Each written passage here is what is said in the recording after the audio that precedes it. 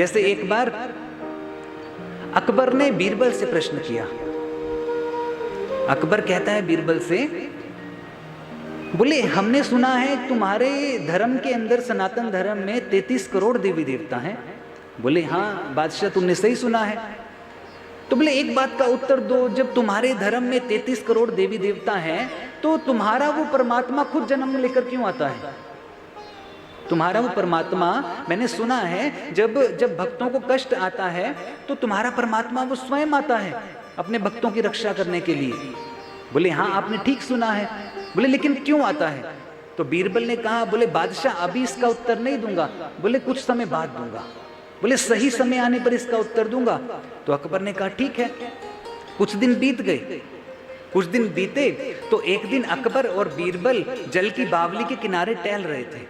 एक बड़ा सा सरोवर था तो उसके अगल बगल टहल रहे थे और हजारों सैनिक उस बावली, जल की बावली सरोवर के अगल बगल तैनात हैं।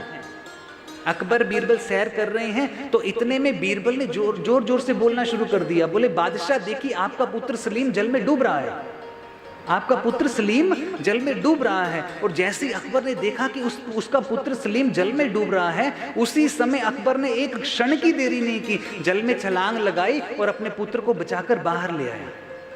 अपने पुत्र को बचाकर बाहर ले आया।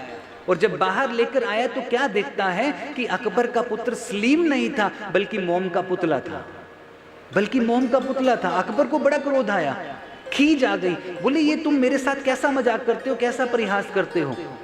बीरबल ने कहा बादशाह मजाक नहीं करता, बोले आपके प्रश्न का उत्तर देता हूं।